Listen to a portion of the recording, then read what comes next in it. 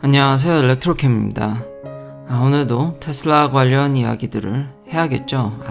시작하기 앞서 워스타님 너무 감사합니다. 이렇게 부족한 영상에 그리고 댓글도 많이 읽었습니다. 댓글이 이번에 많이 달려서 응원도 있었고 비판도 있었고 다 감사드립니다. 최대한 저도 길게 테슬라에 대한 기술적으로 응원을 하니까요. 도망가지 않고 댓글에 도망갈까봐 겁난다고 도망가지 않고 여전히 기술적으로는 이야기는 응원하니까요. 그리고 사실 테슬라 주식적으로도 이 채널은 테슬라에 대한 모든 걸 얘기하는 거니까요. 주식적으로도 제 포트폴리오에서 큰 부분을 차지하고 있는 건 맞는데 한번 제가 얘기한 적이 있는데 이게 제가 회사 생활을 오래 하고 있잖아요. 근데 제가 일하는 회사마다 그 401k를 개별 주식을 살 수 있는 회사도 있는데 저는 신기하게 개별 주식을 살 수가 없었습니다. 지금도 그렇고 그러다 보니까 인덱스 위주로 옛날에는 S&P 500였지만 이제 테크가 더 갈 거라고 생각을 했기 때문에 그러니까 사실상 QQQ죠. 뮤추얼 펀드 여러 가지가 있지만 사실상 이제 QQQ랑 다를 바 없는 상당한 비중을 차지하고 있고 RSU라든지 뭐 스탁 옵션들 행사했던 것들은 이제 팔지 않고 그냥 쌓아놓다 보니까 그것도 참 큰 힘이 되더라고요. 그래서 테슬라 주식이 재미없는 것보다는 친구들이 그러더라고요. 소셜 프레셔를 많이 받아서 제가 아무래도 테슬라를 좀 좋게 보고 응원하다 보면은 그래도 누군가는 혹시나 저 이렇게 분산 어떻게 보면 저 투자에 있어서는 인덱스를 사라고 귀결되는 것 같긴 한데 네, 테슬라가 참 주식적으로 참 재미없는 거에 대해서 죄송스러운 마음도 있기 때문에 근데 저 개인적으로는 그냥 갖고 있습니다. 쭉 그렇다고 뭐 적은 건 아닙니다만 가끔 가다가 이렇게 은퇴 계좌나 열어보지 않는 주식창을 잘 보지 않죠. 오히려 이 유튜브를 만들 때마다 이게 보게 되죠. 그때마다 그 폭락하면서 동시에 구독자님들에 대한 어떤 압박이라든지 또 댓글에서의 그런 압박 그런 것들이 느껴져서 저도 그렇게 얘기를 한 겁니다. 댓글에 보니까 뭐 200도 떨어질 수도 있다. 뭐 이런 게 한두 번이냐. 맞는 말씀입니다만, 하여튼 잘 됐으면 좋겠습니다. 그리고 사이버 트럭 얘기도 있어서 사이버 트럭을 얘기하기 전에 저는 왜 이렇게 사고가 많이 나는 걸까요? 그냥 사고 나는 걸로 유튜브를 차릴까요? 제 사이버 트럭을 얼마 전에 얘기를 하진 않았는데 범퍼를 제 주차된 사이버 트럭을 와서 박았습니다. 아무래도 이제 차가 크다 보니까 이런 일이 비일비재한 것 같은데 LA에서도 박았고 이번에도 또 박혔습니다. 그래서 이제 보험 처리를 하는데 그래서 이 렌트카 그렇죠? 여기 보스턴 컬리전 센터는 렌트카를 테슬라로 운영을 하지 않더라고요. 베이는 다 운영을 했는데 그러고 나서 대차로 그러니까 포드 익스플로러를 줬습니다. 2026년인 것 같은데 뭐 기본이죠. 렌탈카니까 근데 굉장히 크고 2.4리터인가요? 3리터 에코부스트 터보차저죠. 그걸 얹어서 300마력까지 뽑아내는 것도 놀라웠습니다. 더 놀라운 거는 기억에 지금 남는 거는 몰아본 지는 며칠 안 됐지만 10단 기어입니다. 이게 악셀레이션을 그러니까 페달에서 리프트업을 하면은 뉴트럴에 걸린 것 마냥 엔진 브레이크가 안 걸리더라고요. 차가 그냥 순항하듯이 그냥 쭉 나가버리는 느낌입니다. 마치 기어가 끊어진 양. 그래서 그 10단 기어로 그냥 무조건 내리는 게 아닌가 연비를 위해서. 연비도 이 차 무게나 크기를 생각하면 나쁘지 않은 것 같고요. 참 기술 발전이 내연기관도 참 열심히 잘한다는 게 느껴졌고 10단 기어의 비율을 알고 싶었는데 공개되어 있지 않더라고요. 한 6단인가까지는 보여주는데 그 이후는 없는 것 같습니다.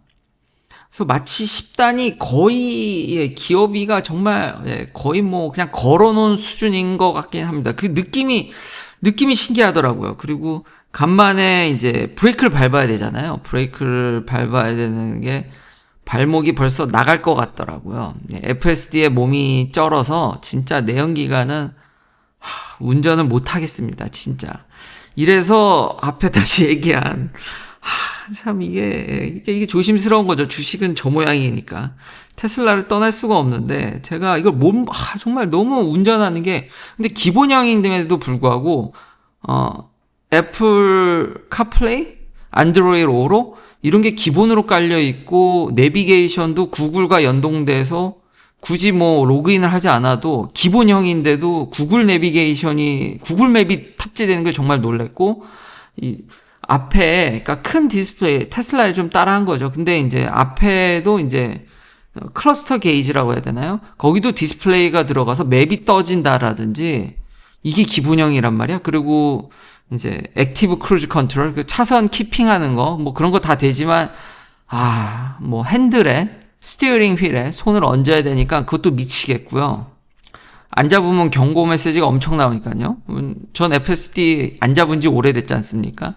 보기만 해도 되는데 요즘은 잘 안 봐도 경고를 안 올려서 좀 걱정될 정도인데 그러다가 이게 안 되더라고요. 진짜 기본형인데도 어떤 옵션에 있어서는 그러니까 내부 어떤 프리미엄을 제외하고는 4륜구동부터 해서 뭐 직물 시트인 것뿐이지 온갖 만족할 만한 옵션은 다 줘서 기본형만 사도 되겠다라는 생각이 들었습니다. 그래서 참 많이 발전했다라는 거를 저도 내연기관을 과거에 오랫동안 소유했으니까요.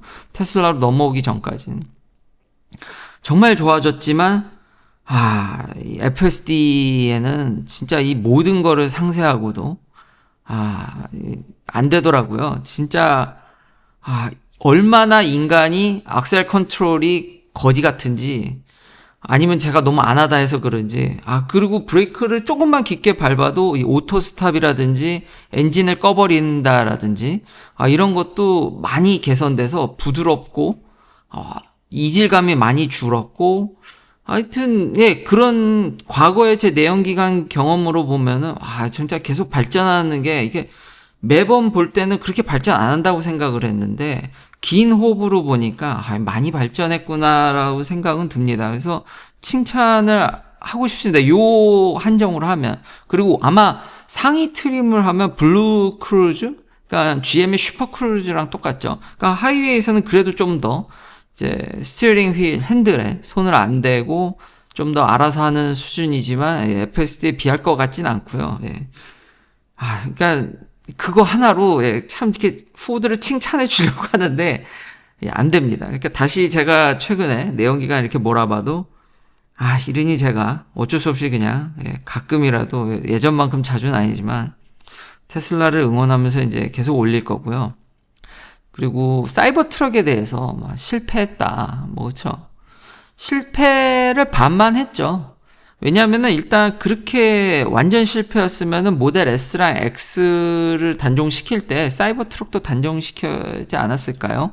이렇게 돈도 안 되고 문제가 많은 거를 껴안고 있다 회사가 이렇게 투자를 많이 해서 지금 돈도 못 버는 와중에 이건 말이 안 되죠. 그러니까 의미가 있다라는 거죠. 근데 판매량을 보면 제가 누누이 얘기하는 10,000대도 못 팔면은 볼 필요가 없다라고 제가 얘기할 정도로 그래서 10,000대 이하인 전기차 브랜드를 다 무시했는데 사이버 트럭도 동일합니다. 그래서 이제 절반의 실패라고 보는 거죠. 그런데 이 분야 여전히 1등입니다. 아이러니하게. 포드는 사실상 취소했고요. 그러니까 거의 개발을 안 하고 이제 거의 끝날 친구고요. GM은 한다 그랬는데 분위기가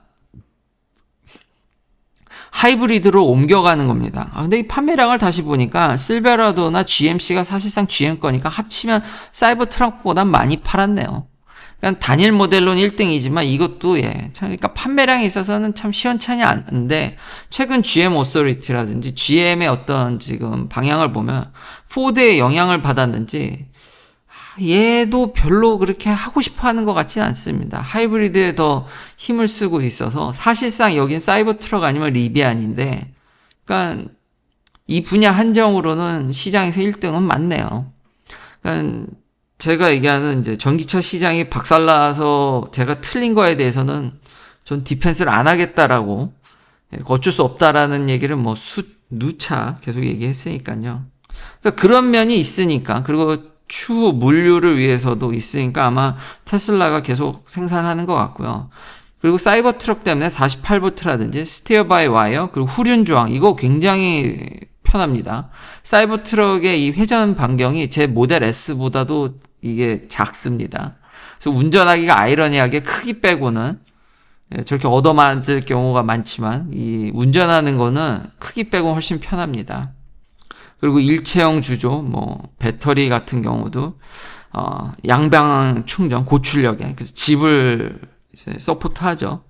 여러 가지 기술들이 있고 이것들이 다른 테슬라 모델에게 지금 트랜스퍼되거나 ESS에 지금 트랜스퍼되고 있기 때문에 반쯤 실패했습니다. 근데 판매량은 뭐 이 분야가 뭐 완전히 그냥 처참하죠. 그러니 어쩔 수 없다라는 생각도 듭니다. 좀 안타깝죠. 근데 대부분 오너들의 이런 서베이들을 보면은 만족도는 최상입니다. 저도 그렇고요. 진짜 만족스럽습니다. 그래서 저는 추천하지만 그쵸. 근데 참 트럭을 추천한다라는 게 한국에는 잘 맞지 않을 것 같고요. 근데 미국에서는 벌써 저는 이사나 큰 물건을 이걸로 그냥 옮길 수 있어서 굉장히 득이 될 때가 많습니다. 그거 뭐 딜리버리 시키면 요즘 인건비가 너무 올라서요. 동부도 뭐만 하면은 사람 부르고 뭐만 옮겨달라 그러면 $100라서 아버지와 함께 이렇게 나른다든지, 저 혼자도 뭐 와이프랑 아니면 저 혼자 좀 무거운 거 이렇게 실어서 그런 배달비도 미국에서는요 쏠쏠이 그것도 이득이 많이 됐습니다. 그래서 반은 실패지만 이런 게 남았고 여전히 시장에서 지배적이다. 그 추후 이런 것들이 물류에 어떤 서포트를 할지는 모릅니다. 그래서 좀 여전히 프로미싱하기 때문에 기업 입장에서도 킵하지 않나 싶고요. 그리고 이제 옵티머스에 많은 거를 걸고 있는데 되게 어렵다 그랬죠. 옵티머스 생산이 어려운 이유는 이제 손이라든지 뭐 그런 것들은 유튜브를 찾아보니까 다른 분들이 많이 했더라고요. 근데 저만의 어떤 특별한 시각을 이제 보여드리면은 일단 이 신뢰도죠. 그러니까 중국에서 대량 생산하고 막 춤도 추고 이러지만 그게 보통 이제 성공률이 90%에서 95%거든요. 그러니까 굉장히 높지만 하루에 2,000번 작업하면 100번 실패하는 겁니다. 그러니까 공장에 여전히 이게 투여가 안 되는 거죠. 95%의 성공률도 굉장히 높은데 이게 이래서 로봇이 쉽지 않은 면이 있고요. 그러니까 변수가 너무 많은데 그런 것들을 다 잘해야 되니까. 그리고 신뢰도, 부품의 신뢰도, 중국에서 뭐 어떤 공급망이라든지 이게 강하다 할지라도 신뢰도에 있어서 높이지 않는다 그럽니까? 하드웨어에 대한 신뢰도라든지, 그리고 소프트웨어에 대한 신뢰도죠. 그리고 여전히 데이터가 부족하다라는 점. 중국에서는 사람을 진짜 대규모 인력으로 생성을 하는데, 물론 중국도 이제 비디오로 영상학습에 대해서 좀 비중을 두지만 여전히 컴퓨테이션 파워라든지 알고리즘에 있어서 테슬라가 한 수 위인 것 같고요. 그리고 이제 실패 복구의 신뢰성, 이것도 역시 하드웨어랑 소프트웨어적으로 문제인데, 이게 요즘 제가 AI 에이전트를 엄청 쓰는데, 그래서 이제 실수가 거의 줄어드는 이유가 에이전트끼리 비교가 가능해졌기 때문입니다. 그러니까 한 가지 일을 여러 친구한테 시켜가지고 비교 분석해서 더 나은 답을 도출하다 보니까, 그러니까 제가 얘기하는 건 단순히 특히 이제 저희 아버지나, 그러니까 단순히 어떤 AI한테 질문해서 한 가지의 답을 완벽하게 얻는 건 불가능합니다. 할루시네이션이 항상 있고요. 그걸 많이 낮췄지만 가끔 가다 보면 엉뚱한 소리를 하죠. 근데 이거를 여러 모델들을 돌리고 비교하면은 거의 저한테는 그게 안 보입니다. 그러니까 실수 없이 어떤 확실한 답이 있는 일에 대해서는 거의 완벽에 가깝게. 근데 이제 알고리즘을 잘못 짜면은 시간이 엄청 걸리죠. 그래서 중간에 이제 스탑하고 토큰이 녹아나기 때문에 큰일 날 수 있기 때문에. 그래서 중간에 이제 끊고 제가 하는 경우도 있지만, 그러니까 앞으로는 이런 아키텍처, 그러니까 이제 코딩 하는 사람이 없죠, 요즘은. 저도 그렇고. 어떻게 이런 데이터 파이프라인이나 설계를 어떻게 잘할 것인가, 에이전트들끼리를 어떻게 잘 배치하고 어떤 일을 분배해서 그런 것들을 잘 할까. 아직 AI가 이런 걸 잘 못합니다. 이런 것도 더 나아지겠죠. 그런데 사람은 그럼 더 고차원적인 일을 계속 하기 때문에, 그러니까 저도 계속 피곤하게, 이게 엔지니어링의 숙명인데 발전해야겠지만, 얼마나 이 관리 감독 및 설계를 잘할 것이냐. 그러니까 진짜 사람같이 시키듯이 일을 하게 됩니다. 에이전트들끼리를 어떻게 조합을 해서 어떤 라인을, 어떤 데이터를 얻어서 이런 것들을 해 나가야지 이제 그게 앞으로 이제 미래에 필요한 일 같고요. 근데 로봇은 그게 안 됩니다. 아직. 일도 안 돼요. 그냥 예전에 우리가 챗봇에 물어서 답을 얻는 수준입니다. 그러니까 이제 95%인 거죠. 그러니까 서로 어떤 계속 시뮬레이션과 이걸 스스로도 그걸 학습하고 비교하고 더 나은 답을 도출하고 자가 학습을 한다든지 이런 것들이 돼야 되는데, 영상이라는 데이터 양이 너무 크고요. 그러니까 지금 컴퓨테이션 파워가 딸리고 테슬라조차도 하드웨어 신뢰성도 문제입니다. 그러니까 완벽할 수 없기 때문에 이걸 복구한다라든지 자기가 교정하는 것들에 있어서 그러니까 여러모로 힘든 상황이죠.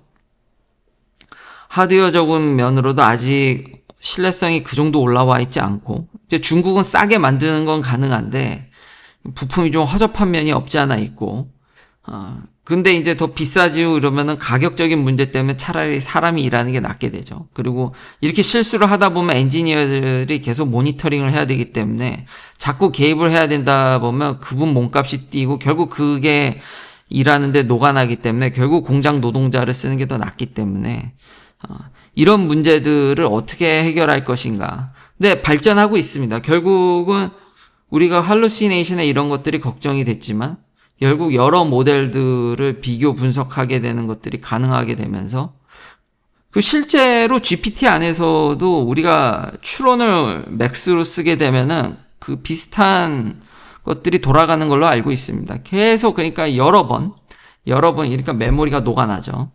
그러니까 여러 번 비교할 수 있는, 그러니까 그런 것들이 완성만 된다 그러면은 로봇도 순간적으로 저는 폭발적으로 발전하지 않을까 싶습니다.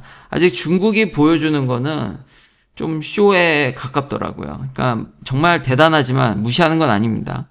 저는 항상 제 채널 보면 아시겠지만, 중국은 결코 무시할 수 없는 나라입니다. 오히려 기술적으로 있어서 미국과 탑2를 다툴 정도로 쫓아왔다고 보는 입장이기 때문에, 근데 이런 부분들이 해결되지 않으면은 쉽지 않겠지만 이것만 해결된다 그러면은 지금 에이전트 쓰듯이, 그렇다고 뭐 에이전트도 지금 완벽한 건 아닙니다. 어떤 때는 다시 한번 얘기하지만 설계를 잘못하면, 그러니까 설계 능력이 진짜 중요하다. 에이전트들을 어떻게 갖고 나면, 로봇도 그런 것들이 가능해야 돼야지 어떤 완벽한 모델을 만들어서 그냥 이렇게 잘하는 거는 쉽지 않습니다. 그거는 아예 완벽하게 만드는 거는 정말 불가능하기 때문에 이런 환경들이 빨리 구축되기를, 그 테슬라가 갖고 있는 강점들은 중국 대비해서는 자기가 FSD로 이걸 하고 있잖아요.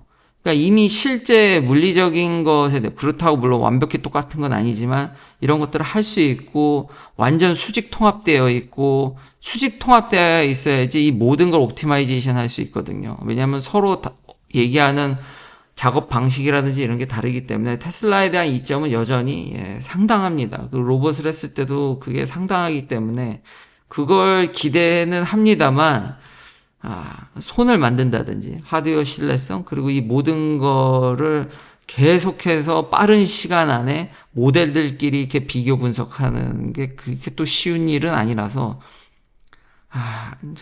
그래서 이 주식만 생각하면 조심스럽게 되죠. 이런 거에 대해서 이 회사를 얘기하다 보면 이런 게 참 흥미진진하다 보니까 계속 응원하게 되고, 심지어는 이제 챗봇 LLM에 있어서는 지금 메타가 초대형 데이터 센터를 지금 구축하고 있잖아요.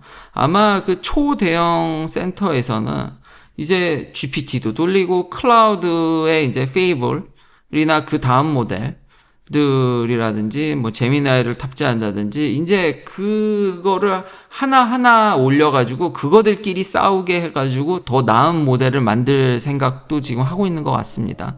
그러니까 벌써 이 지경까지 왔기 때문에 이제는 좀만 시간이 지나면요, 그냥 AI랑 대화하지, 제가 웹페이지 가서 매뉴얼을 읽고 이럴 필요가 몇 년 뒤면은, 그러니까 어떤 인투이션만 갖고 기본적인 어떤 기초 사이언스만 갖고 있으면 되지, 진짜 할 필요가 없는 세상이 곧 올 것 같습니다. 그 부분에 있어서, 그러니까 전자적으로는 그럴 수 있을 것 같은데, 로봇도 빨리 그 레이어까지 도달하기를 진짜 간절히 기대하면서 긴 영상 시청해 주셔서 감사합니다. 다음도 테슬라 관련 이야기들로 찾아뵙겠습니다.